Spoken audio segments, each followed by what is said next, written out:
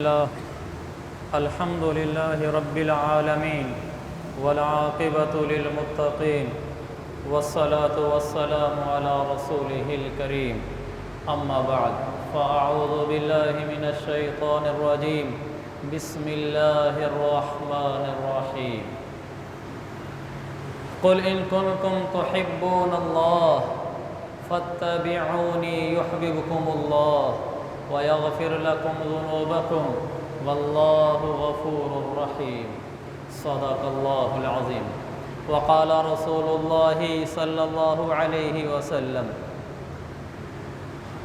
لا يؤمن أحدكم حتى يكون هواه تبعا لما جئت به أو كما قال النبي صلى الله تبارك وتعالى عليه وسلم میرے محترم بھائیوں، بزرگوں، دوستوں، محترم سامعین، مکرمین، اللہ تبارک و تعالیٰ نے جو دین ہمیں عطا فرمایا ہے کامل ہے، مکمل ہے، اکمل ہے۔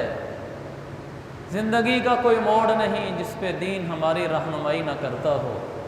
اللہ تعالیٰ نے ہم پر یہ فضل فرمایا، قرآن مقدس عطا فرمایا، رسول پاک صلی اللہ علیہ وسلم جیسا نبی عطا فرمایا جس نے دنیا کے ہمارے سارے دکھڑوں کو دور کر دیا۔ دکھ تو اس کے ہوتے ہیں جس کا رب نہ ہو، تکلیفیں تو اس کی ہیں جس کا کوئی ماوا ملجا نہ ہو کہ وہ کس کو پکارے، کس کو کہے۔ اگر وہ کسی کو پکارے بھی صحیح تو وہ بیچارہ خود عاجز ہوتا ہے، اگلا اپنا خود کمزور ہوتا ہے، اس کے پاس خود محدود وسائل ہوتے ہیں۔ ہمیں تو ایسا رب ملا خزانوں کا مالک ہے، بادشاہوں کا بادشاہ ہے، مالک الملوک ہے، سب کچھ اسی کے پاس ہے۔ مفاتیح الغیب، غیب کی ساری چابیاں اسی کے پاس۔ لہو ملک السماوات والارض، آسمانوں اور زمین کا اکیلا بادشاہ۔ یفعل ما یشاء، جو چاہتا ہے کر دیتا ہے۔ فعال لما یرید، اس کے دل میں آتا ہے وہ پورا کر دیتا ہے اس کو۔ جو رب اس طرح خزانوں کا مالک ہو، یسأل ولا یسأل، وہ پوچھتا ہے اس سے کوئی نہیں پوچھ سکتا، جس کو چاہتا ہے دیتا ہے۔ ذو الفضل العظیم، بڑے فضل کا مالک ہے۔ تو ایسے رب کے آگے جھک جانا، ایسے رب کو پکارنا، یہ تو ہماری سعادت ہے کہ ہمیں ایسے رب کا تعارف ہوا۔ اگر نہ ہوتا پھر وہی بات، کوئی گائے کے آگے سر جھکائے پڑا ہے، کوئی سورج کے آگے سر جھکائے پڑا ہے، اور یہاں تک کہ سانپوں کے آگے سر جھکائے پڑے ہیں کہ ان کو معبود مانتے ہیں، اپنے ہاتھوں کی بنائی ہوئی مورتیوں کو سب کچھ بنائے بیٹھے ہیں۔ شکر ہے اس رب ذوالجلال کا جس نے ہمیں اپنا تعارف نصیب فرمایا۔ تو میرے عزیز بھائیو، یہ اللہ کا ہم پر بڑا احسان ہے کہ اس نے ہمیں دین عطا فرمایا، اسلام عطا فرمایا، قرآن و سنت عطا فرمائی۔ تو اللہ تعالیٰ نے قرآن میں وہ تمام ہمارے مسئلے حل کر دیے جن کے ہم محتاج ہیں، زندگی کی وہ راہیں کھول دیں جن راہوں پہ ہمیں چلنا چاہیے، ان راہوں کی منزلیں بتا دیں کہ وہ منزلیں کیسی روشن ہیں، کیسی بلند و بالا ہیں، تابناک ہیں، چمکتی ہوئی ہیں۔ قرآن ہر ایک چیز کو کھولتا ہے۔ پچھلے جمعے جو میں نے حضرت عائشہ صدیقہ کائنات کا واقعہ سورۃ النور 18ویں پارے کی روشنی میں اور حدیث بخاری کی روشنی میں عرض کیا تھا، اس واقعے میں بہت کچھ پنہاں ہے، ہمارے لیے اس میں بہت کچھ چھپا ہوا ہے۔ کیونکہ وقت ہمارا محدود ہوتا ہے تو میں نے حضرت عائشہ رضی اللہ عنہا صدیقہ کائنات کے اس واقعے کو بیان کرنے کے بعد پھر ہمارا جمعے کا وقت ہو گیا تھا کہ جس واقعے میں، جس کا خلاصہ یہ ہے کہ امی عائشہ رضی اللہ عنہا سفر میں رسول پاک صلی اللہ علیہ وسلم کے ساتھ تھیں۔ واپسی آپ آئیں تو قافلہ چلا گیا تھا، آپ اکیلے رہ گئیں تو آپ وہیں بیٹھ گئیں۔ پیچھے سے صحابی صفوان بن معطل رضی اللہ عنہ آ رہے تھے، انہوں نے اپنے ساتھ اونٹ پر یوں بٹھایا کہ خود حضرت عائشہ کو اونٹ پر بٹھایا، خود نیچے اتر گئے اور اس کی نکیل پکڑ کر اونٹ کو مدینہ منورہ لے آئے۔ منافقین نے بہت گندی تہمت لگا دی کہ مرد و عورت اکیلے کیوں آئے ہیں۔ پھر وہ چپ رہیں، خاموش رہیں، انہوں نے کسی کو کچھ نہیں کہا، بس وہ اللہ کو پکارتی رہیں، اللہ کے آگے اپنے دکھڑے سناتی رہیں۔ تو پھر قرآن اتر گیا کہ اولئک مبرؤون مما یقولون، یہ صدیقہ کائنات عائشہ، ان پر جو تہمت لگ رہی ہے، صفوان بن معطل جو ان کے ساتھ آئے تھے، ان پر جو تہمت لگ رہی ہے یہ پاک ہیں ان تہمتوں سے جو لوگ ان پر تہمتیں لگا رہے ہیں۔ مبرؤون مما یقولون، یہ ان تہمتوں سے پاک ہیں۔ لہم مغفرۃ ورزق کریم، ان کو اللہ روزی بھی دے گا، بخشش بھی دے گا، اس لیے کہ انہوں نے اللہ کو پکارا۔ انہوں نے دنیا میں ٹکر کے مقابلے میں ٹکر نہیں، انہوں نے الزام لگایا، انہوں نے اس کے مقابلے میں الزام نہیں لگایا۔ انہوں نے ان کو رسوا کیا، انہوں نے آگے سے جوابی کارروائی میں ان کو رسوا نہیں کیا۔ انہوں نے کیا کیا؟ مصلی بچھایا، اللہ کو پکارا تو میرا رب خود اتر آیا، یعنی میرے رب نے قرآن اتار دیا۔ اللہ نے آ کر کہا کہ یہ پاک ہیں۔ اور جنہوں نے حضرت عائشہ پر تہمت لگائی تھی، کہا ان الذین یرمون المحصنات الغافلات المؤمنات، نیک عورتوں پہ تہمت لگانے والے لعنوا فی الدنیا والآخرہ، دنیا آخرت میں ان پر میرے رب کی لعنت برستی ہے، اللہ اپنی رحمتیں ان سے چھین لیتا ہے۔ تو ان دو آیتوں میں جو میں نے پڑھی ہیں ہمیں درس دیا۔ کیا درس دیا؟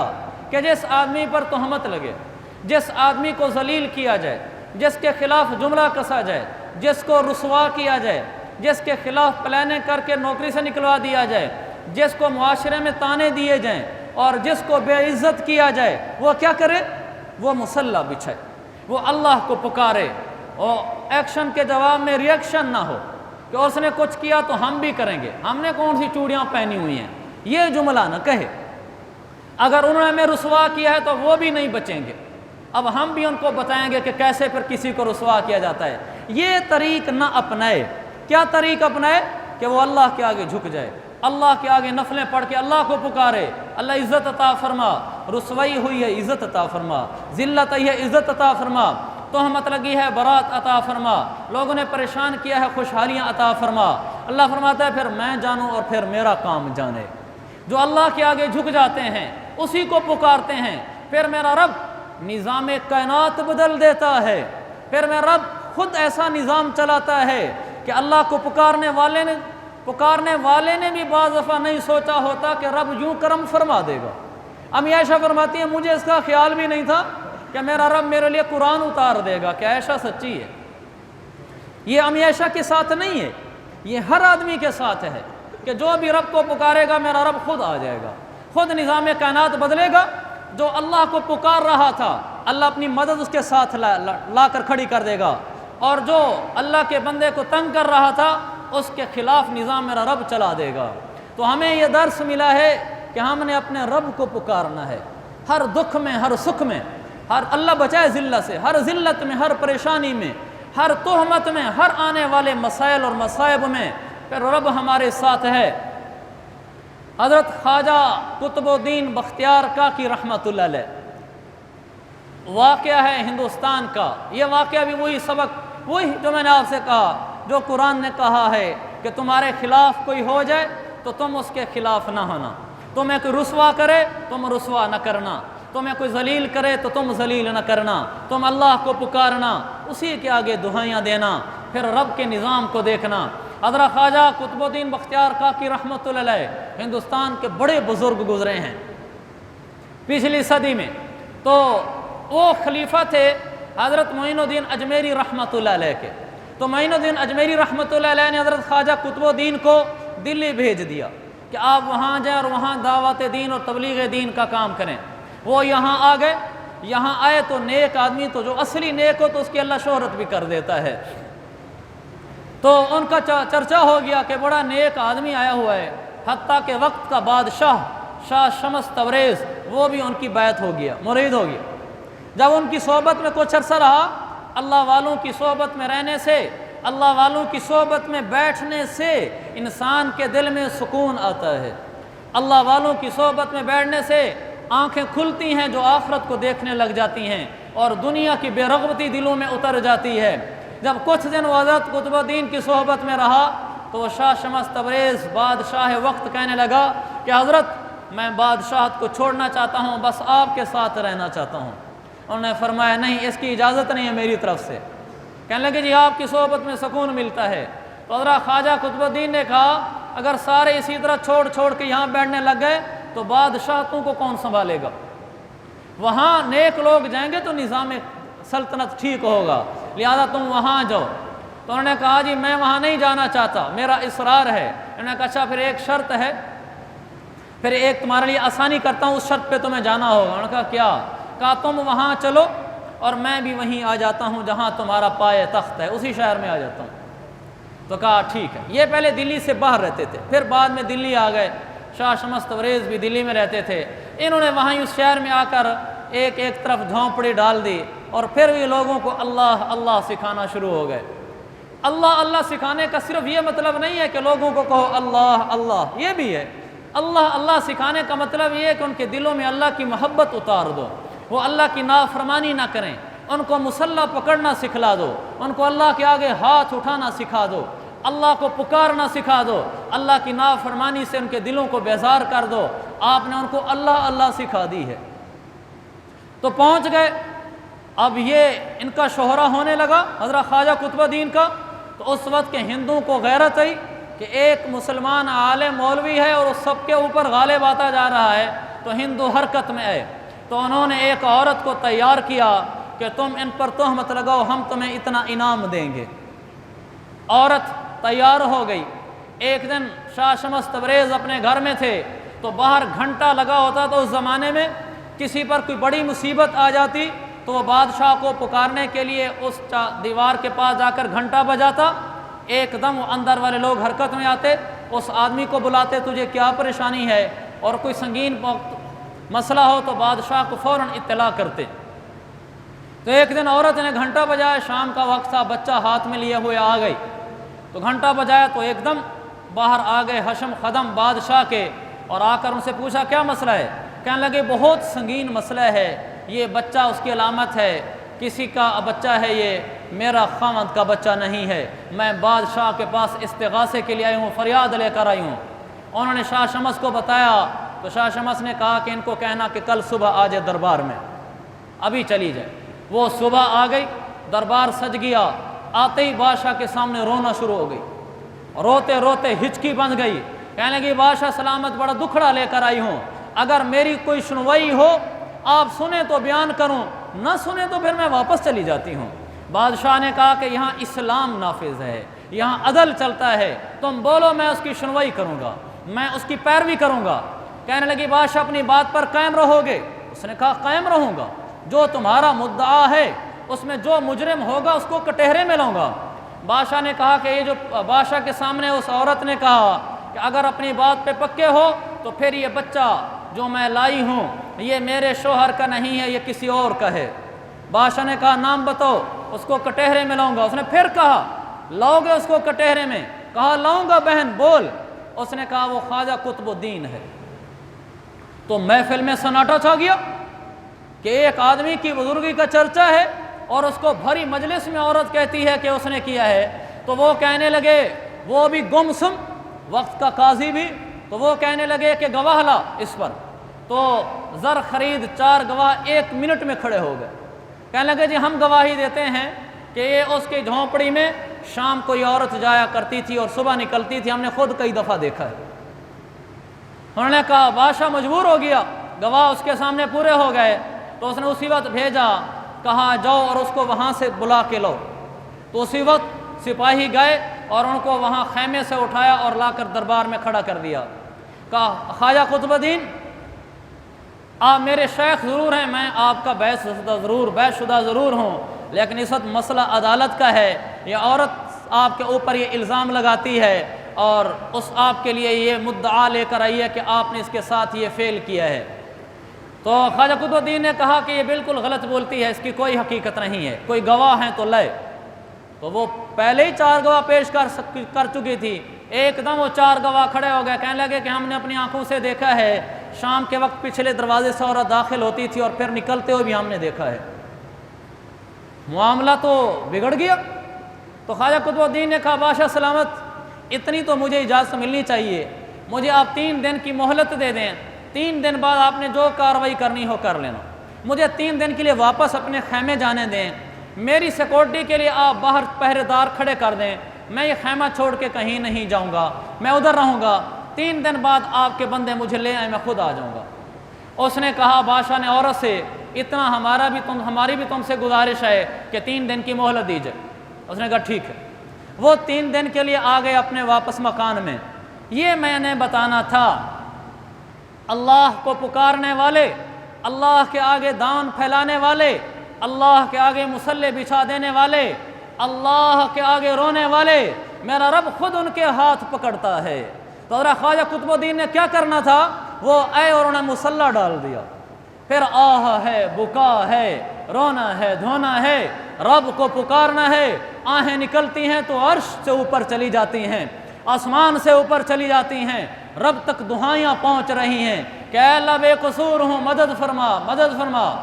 3 دن میں پورے شہر میں ڈھنڈورا پٹ گیا کہ 3 دن بعد قطب الدین کو پیش کیا جانا ہے، اور ادھر سے ان کے شیخ حضرت خواجہ معین الدین اجمیری، ان کو بھی اطلاع ہو گئی، وہ بھی 3 دن بعد وہاں عدالت میں پہنچنے کے لیے آ گئے۔ 3 دن بعد ان کو عدالت میں لایا گیا، عورت پھر پیش ہے، بچہ پیش ہے، گواہ پیش ہیں، اور حضرت خواجہ معین الدین بھی پیش ہیں۔ تو انہوں نے بادشاہ سے کہا کہ بادشاہ صاحب، اس بات میں تو آپ سچے ہیں کہ گواہ پیش ہیں آپ کے سامنے، مدعی عورت پیش ہے، گواہوں کے ہمراہ پیش ہے، لیکن میرا ضمیر کہتا ہے کہ خواجہ قطب الدین اس سے بری اور پاک ہے۔ میرے پاس گواہ نہیں ہے، لیکن میرا ضمیر یہ کہتا ہے، تو آپ ہمیں مہلت نہیں دیتے تھوڑی دیر کی کہ ہم اللہ کو پھر ایک دفعہ پکار لیں؟ انہوں نے کہا پکار لو۔ تو خواجہ معین الدین نے پھر ہاتھ اٹھایا اوپر اللہ کی طرف کہ اے اللہ، تو نے یوسف کی گواہی دلائی تھی کہ وہ سچا ہے، اور ایک بچے کے ذریعے سے دلوائی تھی، تو نے حضرت مریم کی گواہی دلوائی تھی، اور ایک بچے موسیٰ کے ذریعے سے، عیسیٰ کے ذریعے سے دلوائی تھی۔ اے اللہ، یہ میرا اپنا شاگرد، یہ مجھے سچا لگتا ہے، اگر یہ سچا ہے تو آج اپنی قدرت کو پھر دکھلا دے۔ تو پھر اس عورت کے متوجہ ہوئے، کہا بہن، گواہوں کو چھوڑ، اگر یہ بچہ بول کر بتا دے پھر ٹھیک ہے کہ کون اس کا والد ہے۔ عورت نے کہا یہ تو مولویوں کی باتیں ہیں۔ اس نے کہا ٹھیک ہے، ٹھیک ہے۔ تو پھر انہوں نے کہا اللہ مدد کو اتار دے۔ بچہ بولا، کہا وہ سامنے بیٹھا ہوا شخص دربار میں وہ میرا باپ ہے۔ مجمع کی حالت بدل گئی، خواجہ معین الدین سجدے میں گر گئے، خواجہ قطب الدین سجدے میں گر گئے۔ یہ ہے وہ چیز جو سورۃ النور نے ہمیں بتائی، اولئک مبرؤون مما یقولون، جن آدمیوں پر تہمتیں لگیں، جن کو ذلیل کیا جائے، جن کو رسوا کیا جائے، جن کو پریشان کیا جائے، جن کے خلاف پلاننگ ہو، جن کو دنیا میں ڈیگریڈ کیا جانے لگے، اور وہ آگے سے ریئیکشن میں نہ آئیں، وہ آگے سے مقابلے میں نہ آئیں، اور آگے سے یہ نہ کہیں ایسا تو پھر ایسا ہی صحیح، وہ کیا کریں؟ وہ مصلی بچھیں، وہ اللہ کو پکاریں، اللہ کے آگے ہاتھ اٹھائیں۔ میرا رب نظام کائنات بدل دیتا ہے۔ ہم نے اللہ کو سمجھا نہیں، اس کو پکارا نہیں، قصور ہمارا ہے۔ دیتا بھی ہے سوال، سنتا بھی ہے سوال، وہ دیتا بھی ہے جواب، غافل ہے تو کہ دل سے پکارا ہی نہیں ہے۔ میرے بھائیو، ہمارا رب سب کچھ ہے، اگر ہم اس رب کی طرف ہو جائیں، میرا رب آج بھی نظام کائنات بدل دے گا۔ ہم کسی کو رسوا نہ کریں گے، ہم کسی کے خلاف نہیں ہوں گے، ہم اپنے لیے اپنے اللہ کو پکاریں گے، ہمارا اللہ نظام کائنات بدلے گا۔ جب اس دل میں رب آ جاتا ہے، پھر اللہ کائنات کو بدلتا ہے، پھر اللہ سنتا ہے، اور سننے کا پھر مظاہرہ بھی کرتا ہے کہ میں کیسے سنتا ہوں۔ ضرورت اس کی ہے کہ ہم اس دل میں اس کو بٹھائیں، ہم اسے پکاریں، ہمارے دلوں کا سکون وہ ہو، ہمارے دلوں کی یاد وہ ہو، ہمارے دلوں میں بستا وہ ہو۔ سکون قلب تم سے ہے، سکون جاں بھی تم ہو، تعجب ہے کہ سینے میں جہاں دل تھا وہاں تم ہو۔ سمائی ہے تیری ہستی میری ہستی میں کچھ ایسے، لگتا ہے کچھ ایسے اب جہاں میں ہوں وہاں تم ہو۔ یہ دنیا بے اعتباروں کی مجھے ان سے نہیں مطلب، پہلے بھی میرے تم تھے اب بھی میرے تم ہو۔ یہ وہ چیز ہے جو خواجہ قطب الدین نے اختیار کی تھی کہ پہلے دنیا بے اعتباروں کی مجھے ان سے نہیں مطلب، پہلے بھی میرے تم تھے اب بھی میرے تم ہو۔ زندگی میں پیدائش سے لے کر اب تک پہلے بھی ہمارا اللہ تھا۔ آج ہمارے اوپر کوئی مصیبت آن پڑی ہے، کسی نے ہمارے اوپر کوئی پریشانی ڈال دی ہے ظاہری اسباب میں، اب بھی میرا اللہ ہی ہے۔ کسی نے مجھ سے پوچھا کہ تیرا کیا حصہ ہے اللہ کے بارے میں، کہا کیا حصہ ہے اس کا تیری ذات میں؟ تو اس نے کہا میری خلوت، میری جلوت، میرا آسمان، میری زمین، میرا سبھی کچھ تم ہو۔ ہمارا سب کچھ اللہ ہے میرے بھائیو۔ ہم اسے عشق کریں گے، اسے پکاریں گے، وہ سنتا ہے، جواب دیتا ہے۔ اس کے الطاف تو ہیں عام شہیدی سب پر، اس کے الطاف مہربانیاں، اس کے الطاف تو ہیں عام شہیدی سب پر، تجھ سے کیا ضد تھی گر تو کسی قابل ہوتا۔ ہم کوئی پکاریں تو صحیح، ہم کوئی قابلیت تو دکھائیں کہ اللہ میں بھی تیرا ہوں تو میرا ہو جا۔ جب ہم اللہ کے آگے یوں ہو جائیں گے پھر میرے عزیز بھائیو اللہ ہمارا ہو جائے گا۔ اور جو لوگ کسی کو رسوا کرتے ہیں، جو لوگ کسی پر الزام لگاتے ہیں، جو لوگ کسی کو ذلیل کرتے ہیں، طعن و تشنیع کرتے ہیں اور اگلا سہ جاتا ہے، جو سہ جاتا ہے ان کے ساتھ رب ہو جاتا ہے، اور جو ان کے مقابلے میں ہوتے ہیں لعنوا فی الدنیا والآخرہ، دنیا میں رب ان سے رحمتیں اٹھا لیتا ہے۔ قرآن ہے، قرآن، لعنوا فی الدنیا والآخرہ، رب ان سے رحمتیں اٹھا لیتا ہے، والآخرہ، اللہ آخرت میں بھی ان سے رحمتیں اٹھا لیتا ہے، وَلَهُمْ عَذَابٌ عَظِيمٌ، وہ دنیا میں بھی میرے رب کی بڑی پکڑ میں آتے ہیں، آخرت میں بھی رب کی بڑی پکڑ میں آتے ہیں۔ ہم نے کسی ریئیکشن میں نہیں آنا، ہم نے کسی کو کچھ نہیں کہنا، ہم ہر مشکل میں اسی کو پکاریں گے، ہم اسی اللہ کی طرف دوڑیں گے، اللہ ہماری مدد کرے گا۔ میرے بھائیوں، آپ اور میں، ہم کسی کی ستاری کریں گے، کسی کی پردہ پوشی کریں گے، اللہ ہمارے پردے رکھے گا، اور اگر ہم کسی کے پردوں سے اٹھائیں، کسی کی پردہ دری کریں گے، اس کے عیب سے پردے اٹھائیں گے تو پھر اللہ ہماری پردہ دری کرے گا۔ حدیث میرے آقا نے فرمایا، من ستر مسلمن، جو آدمی کسی مسلمان کی ستاری پردہ پوشی کرتا ہے، ستر اللہ علیہ فی الدنیا والآخرہ، میرا رب دنیا میں بھی اس کے پردے رکھتا ہے، آخرت میں بھی پردے رکھتا ہے۔ ہمیں دنیا میں کسی کا عیب معلوم ہو بھی جائے کہ اوہ یہ تو یہ کر رہا تھا، یہ تو ایسا ہے، بس مٹی میں دفنا دو، پردے ڈال دو، اللہ رب ذوالجلال آخرت میں پردے رکھے گا ہمارے۔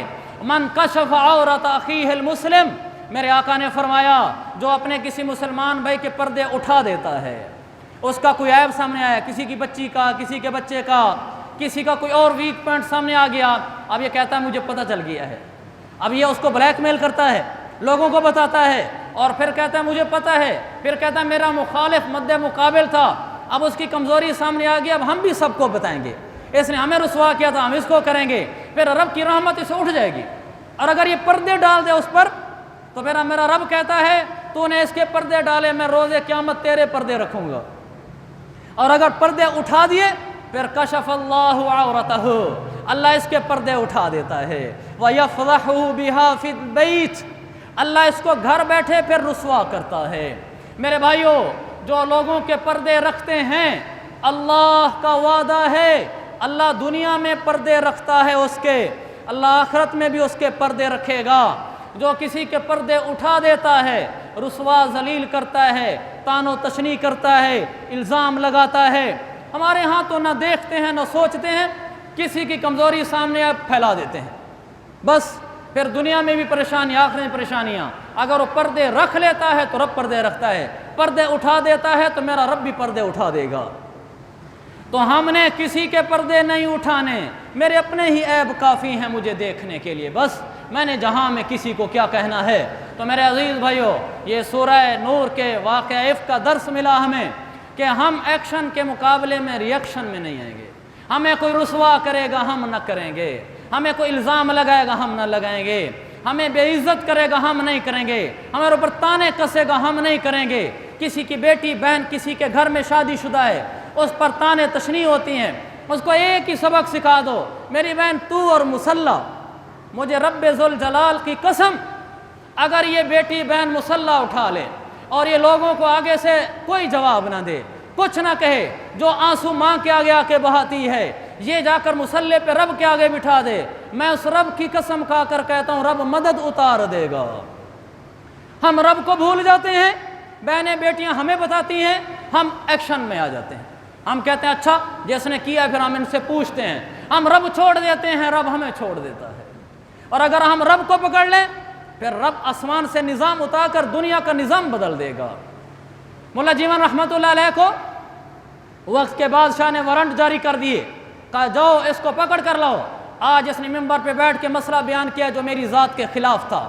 تو ان کا بیٹا بھاگتا بھاگتا آیا، وہ ان کے پاس قرآن پڑھتا رہا تھا، کہا حضرت بادشاہ نے وارنٹ جاری کر دیے ہیں۔ انہوں نے کہا اچھا بیٹا، لاؤ مسلح اور لوٹا۔ جب انہوں نے کہا مصلی اور لوٹا لاؤ تو ان کا شاگرد تھا، دیکھا ہوا تھا کہ مصلی لوٹے میں کیا طاقت ہے، وضو اور اللہ کو پکارنے میں کیا طاقت ہے۔ انہوں نے کہا حضرت ہاتھ جوڑتا ہوں، آپ مصلی نہ اٹھائیں، میں بابا کے پاؤں پکڑ لوں گا۔ ان کو مصلی نہیں دیا اور ننگے پاؤں بھاگا باپ کے پاس۔ تاریخ میں لکھا ہے وقت کا بادشاہ ننگے پاؤں دوڑ کر آیا کہ حضرت مصلی نہ اٹھائیں، میں کچھ نہیں کرتا۔ ہم نے مصلی کی طاقت کو سمجھا نہیں، ہم نے رب کی طاقت کو سمجھا نہیں۔ اس کے لیے کوئی ضروری نہیں ہے کہ پکارنے والا کوئی علامہ فہامہ شیخ الحدیث ہو، کوئی ہو رب کو پکارے بس۔ یہ میرے رب کو اچھا لگتا ہے۔ امن یجیب المضطر اذا دعاہ ویکشف السوء، 20واں پارہ۔ اللہ تعالیٰ نے عالم کو نکال دیا، شیخ الحدیث مفتی نیک بزرگ کو نکال دیا۔ امن کہ یوں کہا کہ کوئی بھی آدمی امن یجیب المضطر اذا دعاہ، کوئی بھی میری خلقت میں سے آدمی جب مجھے مضطر ہو کر پکارے، امن یجیب المضطر، بے قرار ہو کر پکارے، تڑپ کر پکارے، بھلا داڑھی نہ ہو، نماز نہ پڑھتا ہو، لیکن میرے در کو کھٹکھٹائے کہ اللہ نے فرمایا میں یجیب، پھر میں رب کہتا ہوں کہ اگر پکارنے کو نہ ہوں تو رب نہ کہنا، اگر سننے کو نہ ہوں تو رب نہ کہنا، لبیک نہ کہوں تو رب نہ کہنا۔ ایک دفعہ بے قرار ہو کر پکار کے تو دکھلا، سنتا بھی ہے سوال وہ، دیتا بھی ہے جواب وہ، غافل ہے تو کہ دل سے پکارا ہی نہیں ہے۔ میرے بھائی، اللہ تعالیٰ مجھے اور آپ کو ہر لمحے آران گھڑی، ہر دکھ سکھ میں اس کی ذات کو پکارنے والا بنائے، تو پھر دیکھو وہ رب کیسے نظام چلاتا ہے۔ اللہ تعالیٰ مجھے اور آپ کو اپنا تعلق نصیب فرمائے، مصلی وضو نصیب فرمائے۔ وآخر دعوانا ان الحمد للہ رب العالمین۔